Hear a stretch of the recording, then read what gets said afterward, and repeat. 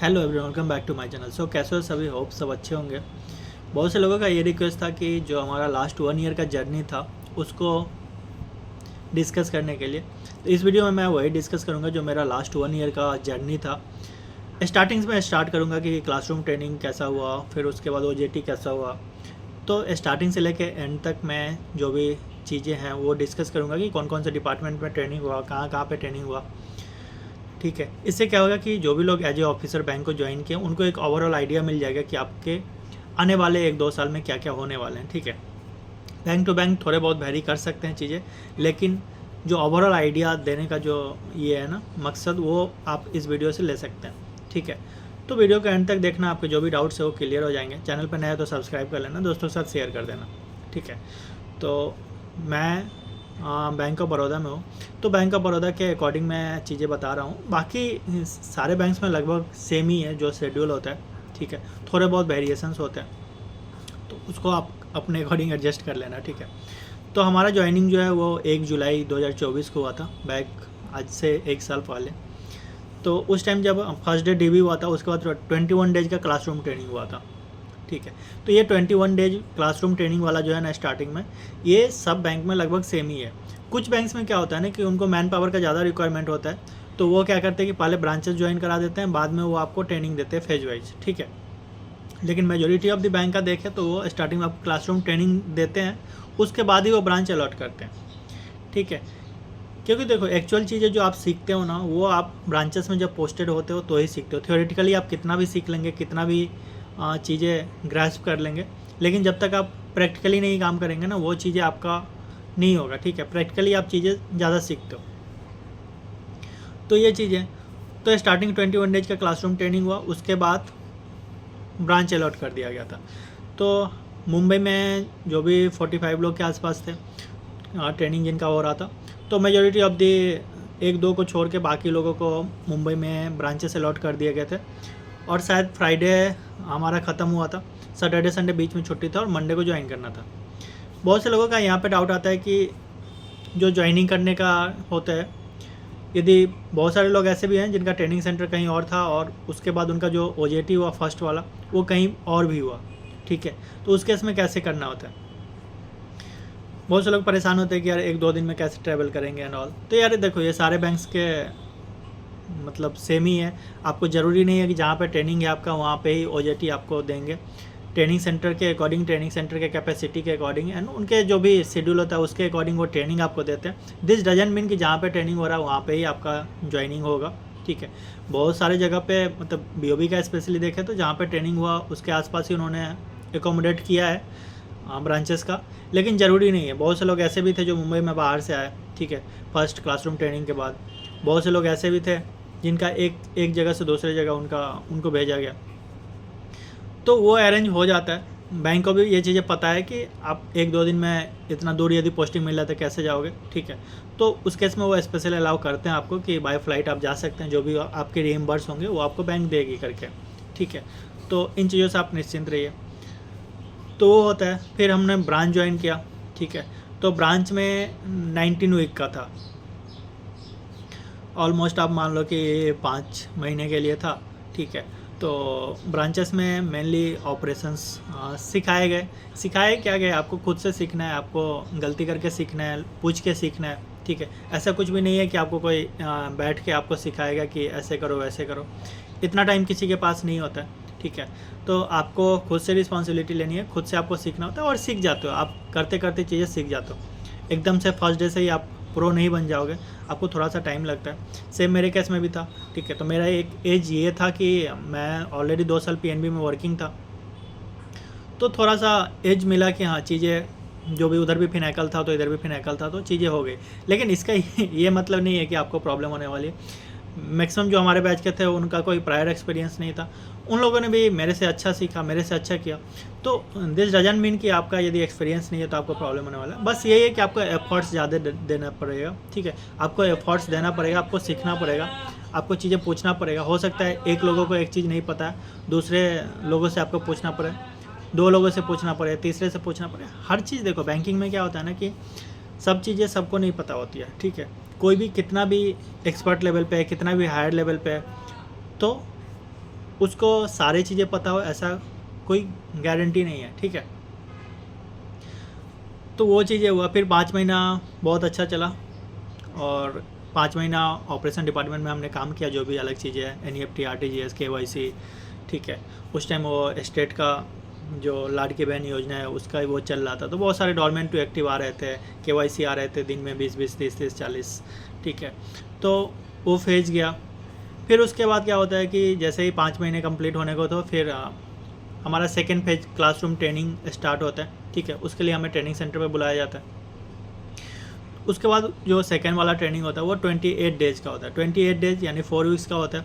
उसमें हमें purely credit सिखाया जाता है, ठीक है। प्योरली क्रेडिट का आपका क्लासेस होगा, मतलब एडवांस पार्ट। एडवांस में जो भी लोन्स वगैरह हो गए, जो भी चीज़ें हो गया, TCR हो गया, वैल्यूएशन रिपोर्ट हो गया, ठीक है, सिबिल रिपोर्ट हो गया, जो भी आपके टूल्स होते हैं जिसके थ्रू आप लोन प्रोसेस करते हो वो चीज़ हो गया, NPA मैनेजमेंट हो गया, जो भी DLP होता है कि किसका क्या पावर होता है, मतलब सैंक्शनिंग पावर, वो हो गया।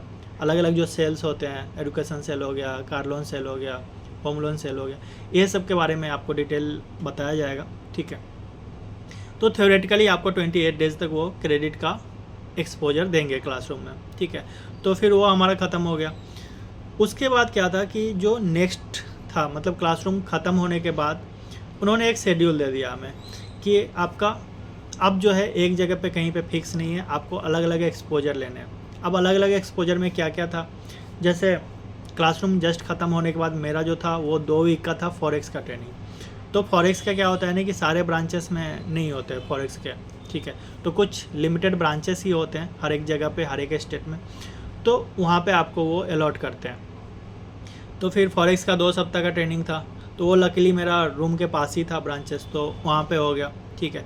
फिर उसके बाद फॉरेक्स के बाद अलग अलग डिपार्टमेंट्स में थे, रीजनल ऑफिस में थे, जोनल ऑफिस में थे, ठीक है। तो ओवरऑल मैं एक बता देता हूँ आपको कि क्या क्या थे उसमें। तो जैसे फॉरेक्स का हो गया, उसके बाद फिर 2 सप्ताह का रिकवरी डिपार्टमेंट में था, 2 सप्ताह का फिर कंप्लायंस डिपार्टमेंट में था, 2 सप्ताह का फिर ऑडिट डिपार्टमेंट में था, ठीक है। 2 सप्ताह का मिड कॉर्पोरेट में था। मिड कॉर्पोरेट में क्या होता है ना कि जो बड़े बड़े लोग, मतलब बड़े बड़े कंपनी होती है, ठीक है, जैसे टाटा हो गया, रिलायंस हो गया, कैपजेमिनी हो गया, मतलब बड़े बड़े जो भी कॉर्पोरेट क्लाइंट है ना, उनको यदि लोन चाहिए होता है तो वो ब्रांचेस में आके नहीं लेते हैं, वो ब्रांचेस में अप्रोच नहीं करेंगे। उनके लिए एक अलग डिपार्टमेंट बनाया गया, अलग एक क्या बोलोगे उसको, ब्रांचेस बनाया गया, अलग एक वर्टिकल बनाया गया। वहाँ से वो डायरेक्ट कॉन्टेक्ट करते हैं और वहाँ से उनका लोन होता है, ठीक है। तो वहाँ से डायरेक्ट 100 करोड़, 200 करोड़, 300 करोड़ ऐसे ही लोन होते हैं। तो वहाँ पे हम लोगों को 2 सप्ताह ट्रेनिंग दिया गया था। उसके बाद फिर 3 सप्ताह रूरल ट्रेनिंग दिया गया था। रूरल आपका जो रूरल ब्रांचेस होते हैं वहाँ पे ट्रेनिंग दिया गया था। मुंबई में थोड़ा सा मैक्सिमम तो मेट्रो और अर्बन ही है, तो रूरल थोड़ा दूर पड़ते हैं, तो वहाँ पे दिया गया था, ठीक है, 3 सप्ताह के लिए। फिर 4 सप्ताह के लिए MSME जो वर्टिकल है हमारा, वहाँ पे दिया गया था। फिर 2 सप्ताह के लिए जो लार्ज ब्रांचेस है उसका एक्सपोजर के लिए दिया गया था, ठीक है। तो मोस्टली यही सारे थे जितना मैंने अभी एलोबरेट किया आपको। तो प्रॉब्लम्स क्या था कि 2-2 सप्ताह, 3-3 सप्ताह ऐसे करके आपको अलग अलग जगह पे आपको दिया गया था। कोई फिक्स नहीं था, आपको किसी एक ब्रांच में फिक्स नहीं था कि आपको यहीं पे नेक्स्ट जो भी वीक्स है वो रहने हैं, ठीक है। तो ऐसा कुछ नहीं था, अलग अलग जगह पे जाना था। मुंबई में क्या है कि चीज़ें थोड़ा पास पास होता है और कनेक्टिविटी है, तो ज़्यादा इशू नहीं था, ठीक है। तो हमारी यदि बात करो तो सिर्फ रूरल ट्रेनिंग जो था 3 वीक का, उसमें जाके वहाँ पे रहना पड़ा था। बाकी चीज़ें मतलब रूम से ही ट्रैवलिंग हो जाता था, ठीक है। तो रूरल का जब 3 वीक थे हम लोग वहाँ पे, तो ऑफकोर्स वो दूर था, 120 किलोमीटर के आसपास था यहाँ से। तो उसके लिए एकोमोडेशंस एंड जो भी डायम होता है वो बैंक ने प्रोवाइड किया था, और ये सारे बैंक में प्रोवाइड होती है यदि आपका ट्रेनिंग जो है ऑन जॉब ट्रेनिंग है वो दूर होती है, ठीक है, रेंज से दूर होती है, 20 किलोमीटर 40 किलोमीटर से दूर होती है, तो उस केस में आपको वो डायम प्रोवाइड करेंगे। अब मुंबई में ये चीज़ें था कि जो भी वर्टिकल थे अलग अलग वो पास पास थे, तो चीज़ें हो गया। बहुत ऐसे लोकेशन थे जहाँ पे ये सब चीज़ें पास नहीं थी, जोनल ऑफिस, रीजनल ऑफिस, ये सब पास पास नहीं थे, तो ऑफकोर्स वहाँ पे आपको दूर जाके रहना पड़ेगा। अब किसी का मान लो जहाँ पे बेस ब्रांच था फर्स्ट वाला OJT वाला, उसने उसके अकॉर्डिंग रूम ले रखे हैं। अब जो नया वाला OJT है, ठीक है, सेकेंड फेज का, वो हो सकता है 200 किलोमीटर पे हो, 250 किलोमीटर हो, तो पॉसिबल नहीं है कि आप 2 सप्ताह के लिए कहीं और रूम लोगे, 3 सप्ताह के लिए कहीं और रूम लोगे, ऐसा पॉसिबल नहीं होता है। उस केस में क्या है कि आपका जहाँ पे ट्रेनिंग होता है वहाँ पे आप होटल्स ले सकते हैं, उसका डायम आपको बैंक प्रोवाइड करती है, ठीक है, डिपेंडिंग अपॉन कि आपके बैंक्स की क्या गाइडलाइंस है। तो ये चीज़ें हो गया। तो मेन यही है कि आपका जो सेकेंड OJT था वो ऑलमोस्ट ऑल वर्टिकल में, उनका ये मानना है कि आप थोड़ा थोड़ा सब कुछ का एक्सपोजर दे दो, ठीक है। अब देखो पॉसिबल नहीं है कि 2 सप्ताह में आप पूरा फॉरेक्स सीख जाओ, 2 सप्ताह में आप पूरा ऑडिट कंप्लाइंस सीख जाओ, ठीक है, ऐसा पॉसिबल नहीं होता है।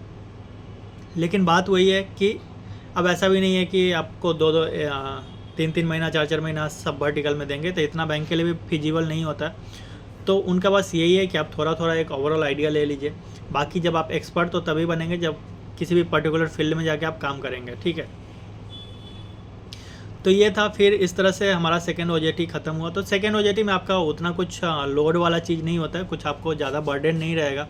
जैसे फर्स्ट OJT में क्या था कि आप ब्रांच में पोस्टेड थे, तो वहाँ पे आपको 1 सप्ताह 2 सप्ताह में आप सारे मेनू और ये सब सीख जाते हो, तो आपको वो चीज़ें होगा, रिस्पॉन्सिबिलिटी आ जाएगी कि आपको ये काम करने है वो काम करने है करके। लेकिन OJT 2 में क्या है ना कि आपको मेन फोकस आपके लर्निंग पे होता है, तो ज़्यादा कुछ आप पे बर्डन नहीं दिया जाएगा कि आप ये काम करके दो, ये काम करके दो, क्योंकि वो ब्रांचेस होते नहीं हो, मोस्टली आपके रीजनल ऑफिस, जोनल ऑफिस और ये सभी होता है। तो वहाँ पे उस टाइप का कुछ ये नहीं होता है, तो आपको वो लर्निंग फेज होता है, आपको सीखना ही है, तो बर्डन आपके ऊपर नहीं होगा। लेकिन प्रॉब्लम जो एक मैंने फेस की है ना, वो ये होता है कि ट्रैवलिंग का थोड़ा सा इशू होता है। अब यार 2 सप्ताह में आप थोड़ा सा एक जगह पे मतलब खुद को एडजस्ट किए, लोगों से थोड़ा फैमिलियर हुए, फिर आपका वहाँ से दूसरी जगह, नेक्स्ट वीक से दूसरी जगह ट्रांसफ़र हो गया। तो ये थोड़ा सा होता है OJT 2 ऑल अबाउट कि थोड़ा घूम घूम के आपको सीखना है, ट्रैवलिंग करना है, अलग अलग जगह पे जाना है, अलग अलग लोगों से मिलना है, एंड दैट्स इट। तो ये चीज़ है। फिर उसके बाद वो हमारा ख़त्म हुआ। तो लास्ट वाला जो लार्ज ब्रांच का विजिट करने वाला था, वो मैक्सिमम लोगों को बेस ब्रांच ही दिया गया था, तो वहाँ पे हमने 2 सप्ताह बिताए। फिर उसके बाद हमारा जो third phase of classroom training था वो स्टार्ट हुआ। तो थर्ड फेज में क्या था कि टोटल 3 वीक के थे, ठीक है। तो third phase of classroom training जो होता है ना, वो भी चिल होता है पूरा, उसमें ज़्यादा कुछ नहीं होता है। तो उसमें आपके फर्स्ट वीक जो था वो हमारा था कि डिफरेंट आपके मतलब मेडिटेशन से रिलेटेड, माइंड से रिलेटेड, वर्क लाइफ बैलेंस कैसे बनाना है, तो इन पे बहुत सारे लोग आए थे, गेस्ट फैकल्टी आए थे, जो स्पिरिचुअल लीडर वगैरह, ठीक है, वो लोग आते हैं, आपको चीज़ें बताएंगे, सिखाएंगे, ठीक है, मेडिटेशन वगैरह। तो ये चीज़ें हो गया, 1 वीक ये चला था। फिर उसके नेक्स्ट वीक था हमारा स्पोर्ट्स वगैरह, उसमें आपका ट्रैकिंग वगैरह कराया गया था, स्पोर्ट्स गेम खिलाया गया था, ठीक है, क्रिकेट, फुटबॉल वगैरह। फिर उसके बाद टेम्पल वगैरह विजिट पे गए थे हम लोग, आपका प्लानिटोरियम गए थे।